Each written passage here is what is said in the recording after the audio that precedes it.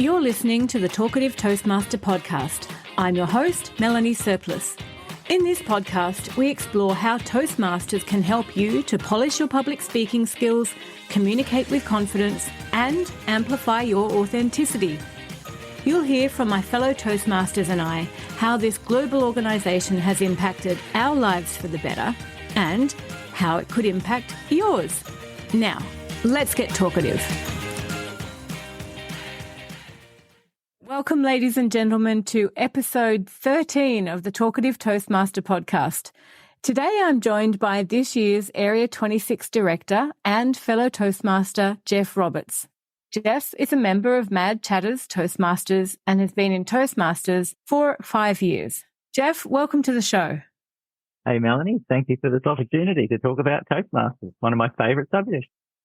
Geoff, you've held leadership positions at the club and area level. You've competed in area competitions and you've chaired competitions at the area and division level. So it sounds like you've crammed a lot into your time at Toastmasters so far. But can you perhaps start by telling us, why did you decide to join Toastmasters? Yeah, thanks, Melanie. And thanks for reminding me of how much I have crammed in the last, it's now, I think, 6 years. I originally joined Toastmasters, 6 years ago now. I was very lucky to turn up to Mad Chatters for their showcase meeting when they were first starting. So I feel like I've been there since day one of Mad Chatters. So my journey at Toastmasters sort of reflects my club journey at Mad Chatters because I was there from the very beginning and I'm a chartered member of Mad Chatters. I joined Toastmasters when I was 47 years old, and that was driven by the need where I'd reached a point in my career where I can only describe it as I was stagnating. I had lost my confidence as a person being able to speak confidently in front of other people. I don't know how it all ended up like that, but look, I think there's an old saying, if you don't use it, you lose it. And that really applied to me as somebody who could sit behind a desk as an engineer and just sort of talk to computers. I felt suddenly very uncomfortable talking in front of other people. And to the point where just going around a table with my own colleagues who I'd worked with for years in a meeting, I was worried about when my turn would come up and I'd give my weekly report about what I was going to give. And I thought, well, that's not right. And that's when I remembered back when I was all of an 18-year-old. I turned up to Toastmasters after a company that I worked for. The owner said, you should go and try Toastmasters. And I tried it for 6 months as an 18-year-old and then forgot about it. But years later, when I turned 47 and realized that I really need something to boost my confidence, I remembered Toastmasters. And that's when I rocked up to the Mad Chatters showcase meeting and found a new lease on life and signed up. I love this story because I think it highlights the point of if you don't use it, you lose it. And that's so true. It's so interesting how we can be confident and competent in a skill at a period in our lives and then it just sort of dissipates. And where does that go? And it's almost having to relearn a new skill. So yes. How has Toastmasters helped you to, I suppose, relearn that skill and gives you the confidence back? When you first join Toastmasters, you think about things like confidence, you think about things like giving a speech, and you think about the fear of public speaking and overcoming that. And that's definitely a big part of it. But what I didn't realize when I first joined and found out over time, so actually I found out fairly quickly after about, I think I'd been a member for a year, when they called for nominations for the executive. And before that, you don't understand how a Toastmaster club is run. You don't realize that it's actually run by other members, so volunteers. And they called for members for the executive. And I looked at the list. They did a very good job. They sent out a list, treasurer and president and vice president for membership, et cetera, et cetera. And I looked at that and I thought, I could probably, just put my toe in the water just to test it out. I might sign up for treasurer. Thinking, how hard can that be? Everyone says it's a simple job. So I filled out my form and said, put my name down under treasurer. But then I had a second thought. I thought, no, this is Toastmasters. You don't do Toastmasters not to challenge yourself. You do things in Toastmasters that will challenge you and will grow. And so I changed my form that night and I put myself down for every role on that executive form. Let's just say I think with hindsight, it was probably a little naive. But I put myself down for every role on that form and I submitted it. And to my huge surprise, and, I guess it was a bit scary, they said, Geoff, would you like to be president of the club? Right. And you sort of think that, you'd work yourself slowly up to president. You'd be treasurer, you might be VP, and then you go through the ranks and you eventually work up to president. And I said, well, sure. Why not? This is in my philosophy of, just jump in there and try something. And look, I guess you can look back and turning points in your life, turning points in your career, turning points in your life at Toastmasters, and that was one of them. Putting me, that little meek person who didn't have lost their confidence, putting me as president. And then I was very lucky. The person, D. Douglas, who helped me out, a very experienced Toastmaster with many years of experience. Okay, she had a lot of coaching to do. There's no doubt about that. Yeah. She had to help me all the way. But in that year of being president, I just learnt so much about taking on that role and, just sending out emails to people. It was in the year of COVID. I had to send out emails to people saying we're going to go hybrid. I had to manage all that. In the background, D. Douglas was helping me out writing those emails and leading that club through not only the change of COVID, but even when we came back from COVID, we actually changed our venue as well. Having to take the club through the change of venue and deal with all of those issues, it's hard to describe what leadership skills are. It's hard to sort of, in a nutshell, come up with a number of bullet points that are leadership skills without actually being in there and having to send out those emails and respond to people's queries and take on that leadership position. And look, after a year, at the start of that year, I had very little leadership skills. By the end of that year, I had changed into a person that thought, man, if I can do that, I can do any position within Toastmasters. That's great. And COVID was a baptism of fire, I think, for every Toastmaster and certainly everyone on any executive in any of the clubs, because we had to adapt. And I know some went to complete hybrid, some probably slowed down their meeting schedule, but what perfect timing for you deciding to take on that presidential role. And also, I think one aspect of being president of a club is that there are those extra speaking opportunities every single meeting, whether it's at the beginning and end. Some clubs do it differently. I know at ours, at the beginning and the end of the meeting, the president speaks. But to have even that experience and you're motivating people, you're trying to get them to move through pathways, helping them to achieve their goals, organising the executive, and in COVID, organising the logistics of meetings twice a month.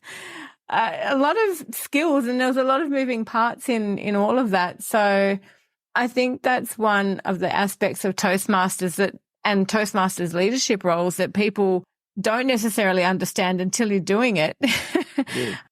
Yeah, look, the one thing that was described to me at the time is the role of the president is one of the important things that you do is you set the tone. You set that tone of enthusiasm and positiveness. I don't know if that's a word, but positive. And that really comes down to that leadership, to actually be encouraging and supportive, and that at the same time making sure that all the jobs are done and things are kept in line. And that's such an important part of being that president. And a lot of the time, these jobs aren't identified anywhere in a job description. No. and the best way to do it is to throw yourself in and learn and give it a go. And you do pick it up. And that's part of, because Toastmasters is filled with such positive people who are prepared to support you and point you and give you a little nudge in the right direction. Absolutely. Yeah, and even having the past president, so the person who was immediately past president to draw on, and your executive, and there's invariably members on the committee who have many more years of experience than you do, or sometimes not. It's just the luck of the draw each year. You never know who the executive is going to be, but then it becomes a case of, okay, here's the team I'm working with. How can we best navigate through this year? That's right. And really extracting this, drawing on the skills of everyone on the team, because everyone does have their unique skills. Yeah, and look, and this is sort of a skill that translates directly into your workplace. Working with other people to achieve goals. Absolutely. And so, what do you most enjoy about being a Toastmaster?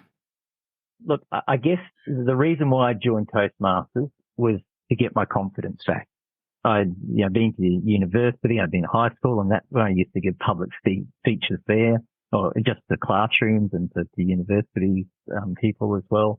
And even when I first started working, I would give presentations. But I hadn't done it for years, and I just lost that confidence to do that.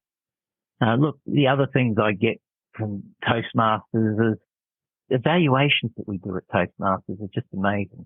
Relearning how to, I often describe Toastmasters, when I joined Toastmasters, that I had to unlearn things that I'd previously been taught. And one of the things I had to unlearn was how to give people critical feedback.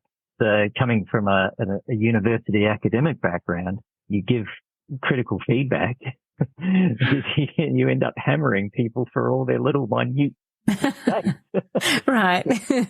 Okay. But what is missing, and I didn't learn this until I joined Toastmasters, the importance of giving positive feedback. Yes. Sure, you can provide critique work in terms of these are areas for improvement, but you don't focus on them. You focus on the efforts that people have put in. And part of Toastmasters is that absolutely a critical thing when you give an evaluation and feedback, that you want to give them feedback such that they want to come and do their next speech, or they want to come and do their next segment, whatever it is, not necessarily a major speech. That I never picked up on going through university. And so you can imagine I spent my career giving people what I thought was good feedback. And this is what you're doing wrong, buddy. Yeah. But oddly enough, people didn't take too kindly to it. and once I learned with Toastmasters, you start off with praising what they've done well, giving them credit for the effort, and then you say very subtly, but there are some minor modifications that would make this an even better piece of work, an even better speech, and it would make it more authentic or improve this aspect of it. And I use these ways of giving feedback now whenever I give feedback at work. So as soon as somebody submits a document to me that says, can you please review this? The first thing I'll respond back immediately is, thank you for your effort that you put into this document. I'm pleased to be able to do a review, and I'll get back to you. I've already praised them on their effort. And then when I do give them that feedback, I start off with this is great work. You've done a good job here. And then there's some minor changes that I suggest you do. I don't even go in there and say, hey, this is wrong. You got this wrong. I go in and say, these are the minor modifications that I think that would improve this piece of work. And I tell you, it completely changes the way how the person responds. They take on board your feedback. They'll make the changes that you recommend, and they'll feel good about it. And if nothing else, from a work perspective, having that from Toastmasters has been worthwhile. Absolutely. And I've also found from personal experience that people just respond a whole lot better, and to the point where people are saying, oh, you're so positive and this. And meanwhile, you're giving feedback and points for improvement. And this would be awesome if you just did this, this and this. But overall, it was great. And I think that's how we all want to receive feedback, right? It's just a nicer way to be told how we could do something better. It's kinder, and it doesn't take much to structure a feedback session this is what I think you did well, this is what I think you could improve on, and hey, great job. The workplace generally would be a much nicer place if everyone adopted that structure, right? Indeed. And I often wondered, the workplace is the one place where it's most critical, most important to build people up, to get them to working at their potential. And yet my experience in the workplace was exactly opposite to that. It was everyone was tearing each other down. Everyone was trying to one-up each other. That's the way I felt. But now I don't feel that way anymore, and I don't do that anymore. Now I completely turn the other way around, where there's opportunities for everyone, and everyone can improve and everyone can do better. And I look forward to seeing that improvement with everyone around me. Yeah, absolutely. As you say, it's like the role of president. You're setting the tone, and you can do that in any organization you're in, at whatever level you're at, whether it's managing a team or leading a team or just whatever role. There's always scope for just setting your own tone, and this is how I'm going to give feedback. And it makes for a much nicer working relationship with people. Yeah, no, you're absolutely right. And it is a game changer in the workplace. And so evaluation and giving feedback is obviously an important skill you've learned. Are there any other valuable skills that you've learned that are transferable from Toastmasters to your workplace? Look, another skill that we learn at Toastmasters that isn't obvious to people, especially when they think, oh, I'm going to go there to learn to give speeches. But another skill that we learn at Toastmasters is listening. Listening to other people's opinions. And I think that's another critical thing, is realizing that everything is just an opinion, and respecting other people's opinion, and also knowing that everything that you say is also an opinion. It's just your opinion. And so that ability to listen now to other people and listen in meetings, I can now look back at my younger self and go, you probably should have kept your mouth shut on many occasions. You really didn't need to chime in there. Whereas now, as a more experienced Toastmaster, I'll often sit there in meetings and I'll just listen to what people are saying. And often they'll talk themselves around to where I want them to be anyway, where I think they should be anyway. And then if they don't, then after listening to everyone else, I'll just then say a smaller statement or a small summary of what's being said, but I won't try and force my own opinion on other people. I'll just sort of listen to other people. I'll say my opinion of what I think that how things should be done. That's where I stop. Whether or not they accept it or move on, it doesn't worry me. Maybe in the next meeting, I'll chip away at it and once again state my opinion, or maybe over time it'll eventually pan out. But I think that's something that I've learnt from Toastmasters, is that ability to listen to people and be patient and recognize that sometimes it takes people a while to come around, and then sometimes, I was wrong anyway. And it's probably a good thing I didn't get all up in arms about something, because I was wrong. And, I only realized that after listening for a number of meetings and realizing that, it's a good thing I didn't try and make everyone see things the way I saw things. So that's another interesting, subtle skill that you'll learn from Toastmasters. Look, I mean, there are some obvious things like just, I'm now no longer a spring chicken, and, memory is something that you do get concerned about as you get older. And, you put your keys down, you can't put the keys. With kids, they keep on talking to you, and you can't remember what they've said and when you're supposed to pick them up. But I sort of realized with doing speeches, I can memorize a 5 to 7 minute speech and practice it. I can memorize it, and just that practicing of memorizing things and be able to give a speech, I think exercises your memory. As we age, I think that's critical. That once again, you don't use it, you lose it. And the ability to remember a whole speech is, I think, really an important thing to keep exercising those brain cells. Yeah. To do that. Yeah. So I think that's another skill that sort of didn't know I'd lost, but you do start realizing as you get older that it is getting worse. But you think back, well, hang on, I can do a 7-minute speech from memory. I have to practice it a lot, but still I think if I don't get any worse over time, I'm going to be calling that a win. Yeah, it's so interesting. I'd never actually thought about that as a skill and that repetition of practicing the speeches, but you're right. I think at times I've almost had a photographic memory when I'm delivering a speech because I've read a speech so many times. I can actually picture paragraphs, and I highlight parts in my speeches when I write them and when I'm rehearsing them. And yeah, I hadn't actually thought about that improving the memory as a skill, but absolutely. I think everyone's mileage will vary. And some people have excellent memories and they'll probably go through their whole life with excellent memories. I've never been one of those people. I've always had to work hard when it comes to memory. I have a sort of a mathematical brain, but not a sort of an English brain, if you like. So I've always sort of struggled with memory, and it hasn't got any better.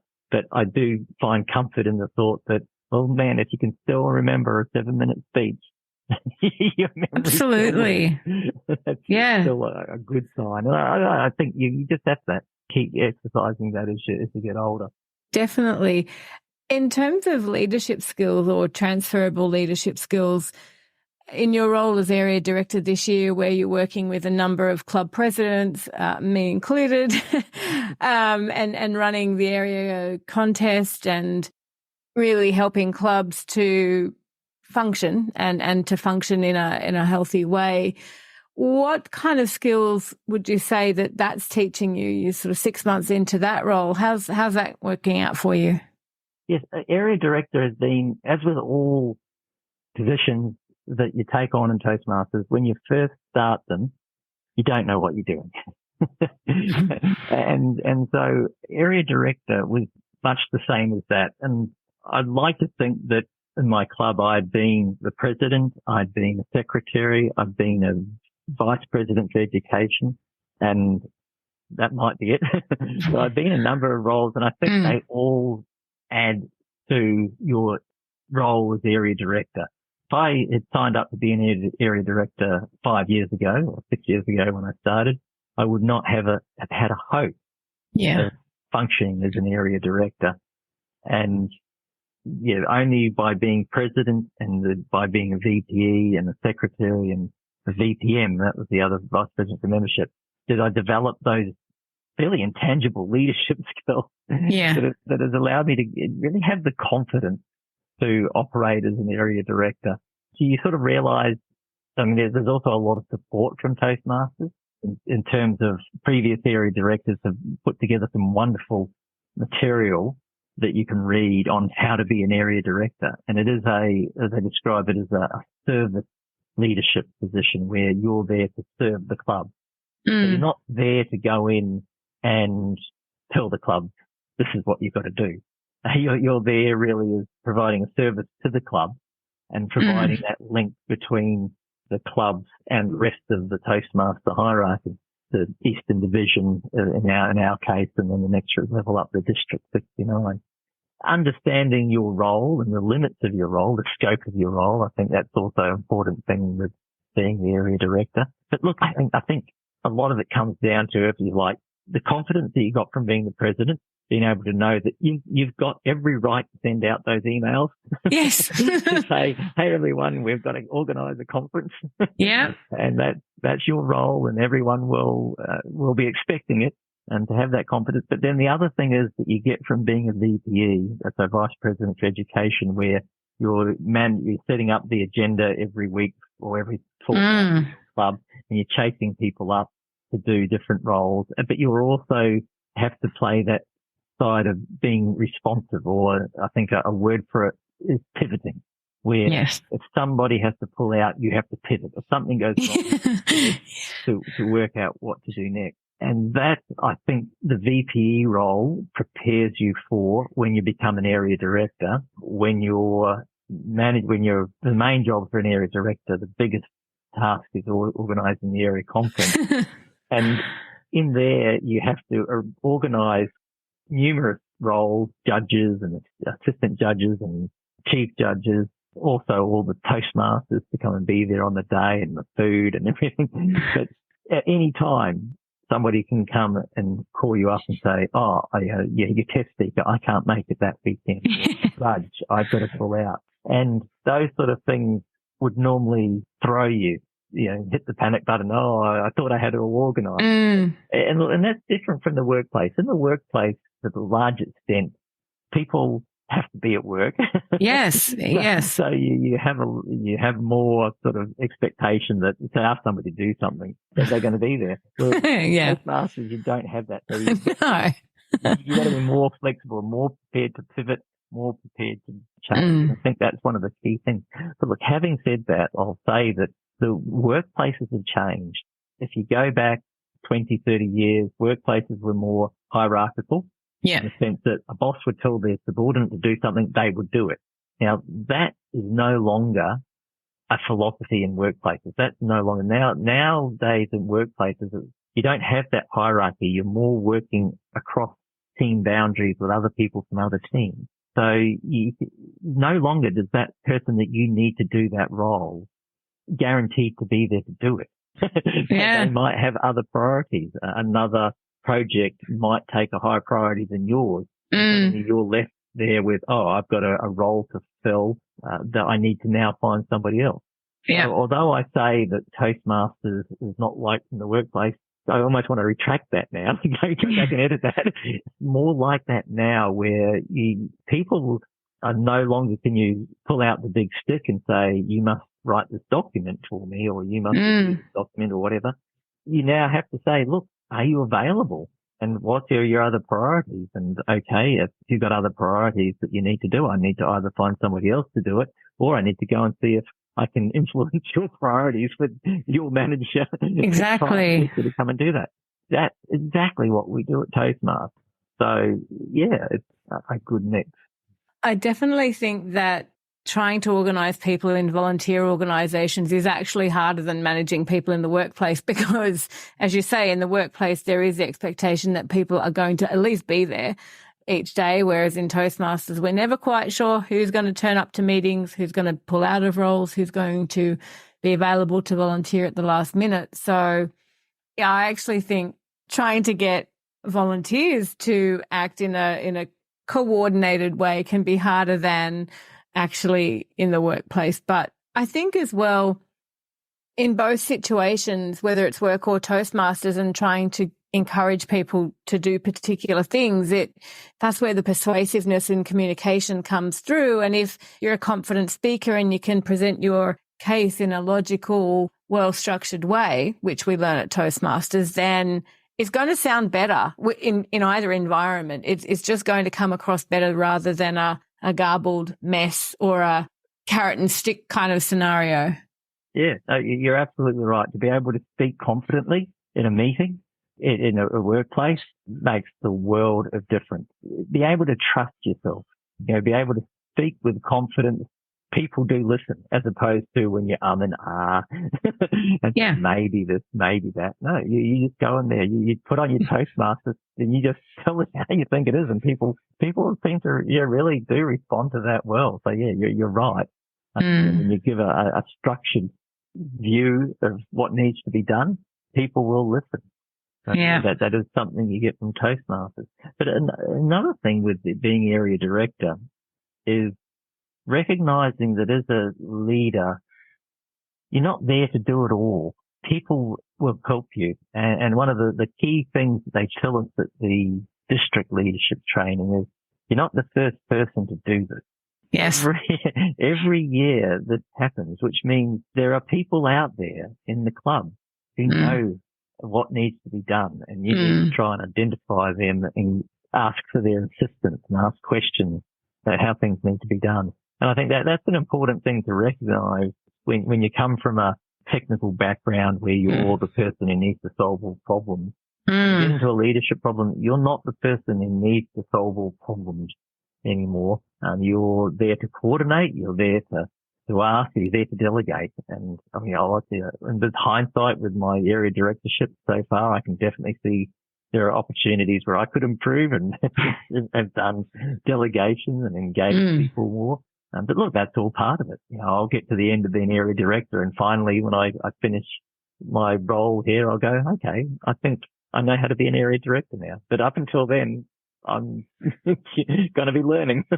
Absolutely. And it's such a safe environment to learn, which is great because, as you say, there are many people who can support you in any role in Toastmasters because no role is new. They've all been done and there is plenty of support. So, yeah, I guess it's a safe place to learn, safe place to play and a safe place to fail if, in whatever capacity. I'm glad you raised that because that's one thing I did want to talk about tonight, and that is learning to fail.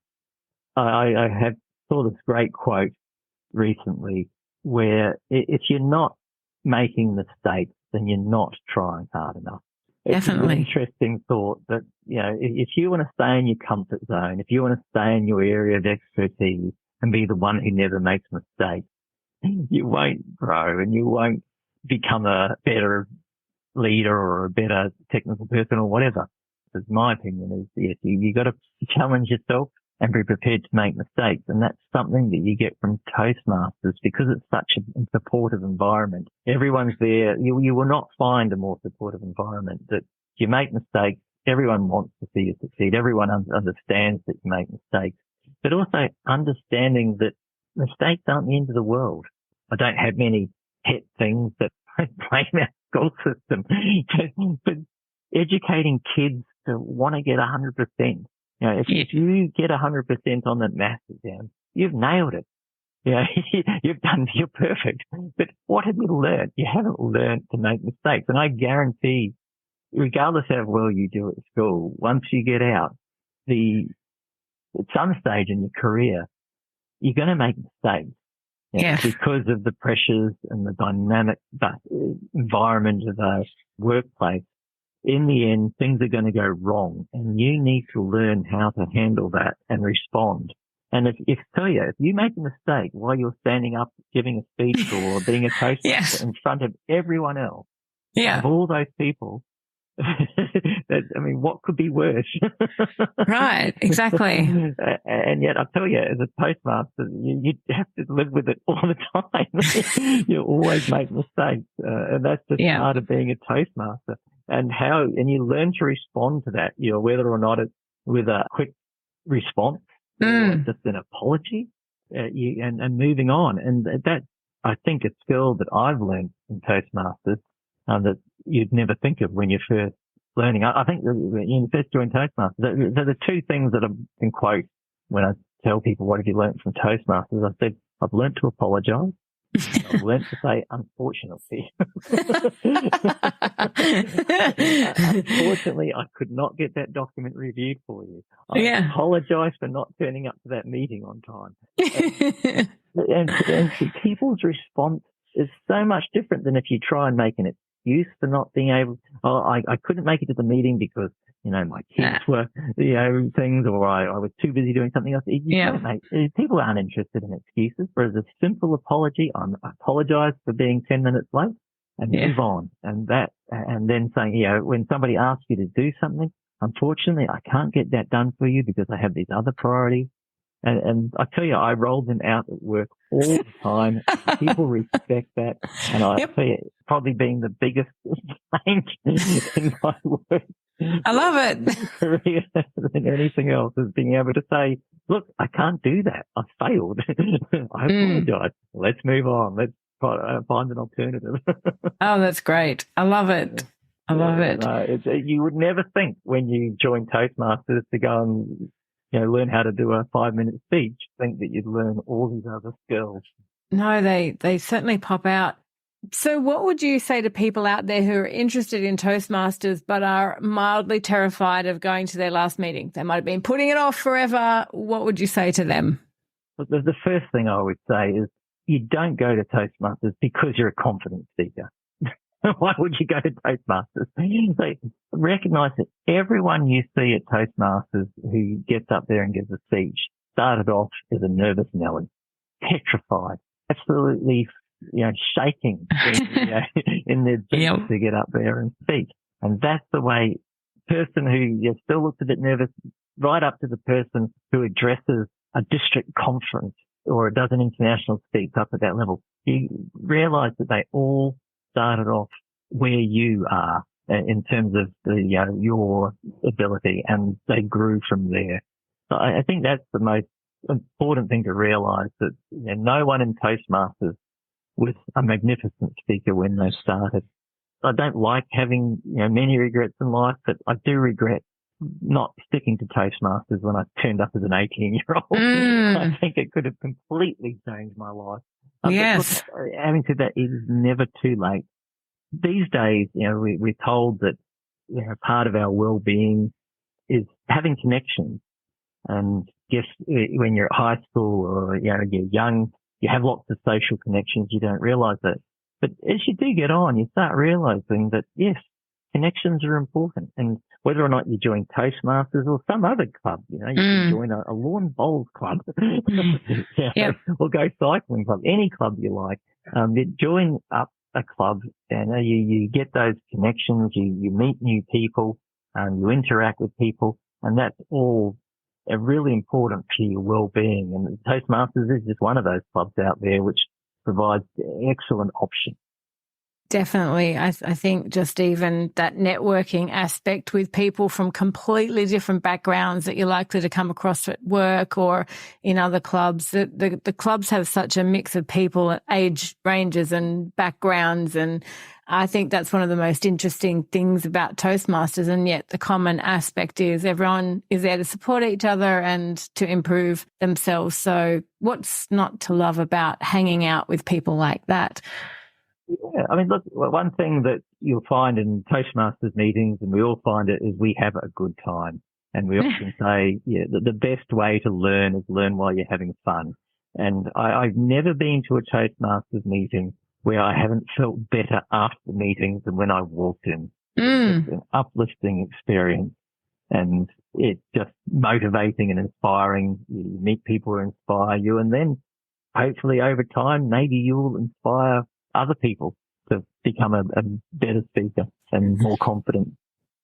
Absolutely. I mean, that's the thing. You never know who is being inspired by any one thing you say in any one slot in where you're saying it. And everyone has the potential in Toastmasters to inspire people. You just never quite know how and where that will pan out, but it happens all the time. Yes, true. And so, Geoff, is there anything else that you'd like to share before we wrap up? Perhaps your goals for this year, 2024, or your next goal as a Toastmaster? What's happening for you? Toastmasters is an interesting thing. I mean, one thing I do hold true to is I always say I'll do one hard year and one easy year. And being an area director, I'm going to say it was my hard year. So next year I do want to I'll take a step back and take an easier role, whether that's with club coaching or with spending time in my own executive in my own club. Look, I think, Toastmasters can definitely transform your life. And so absolutely, jump in there and join up, and you won't regret it. Absolutely. Well, Geoff, thank you so much for joining me on this episode. It's been great to hear about your journey and your perspective from the club and the area director level. I wish you all the best for the coming year, and I'm sure you'll continue to smash your goals and inspire people wherever you go. Thanks, Melanie, and congratulations on the podcast series too. Oh, thank you. It's a work in progress.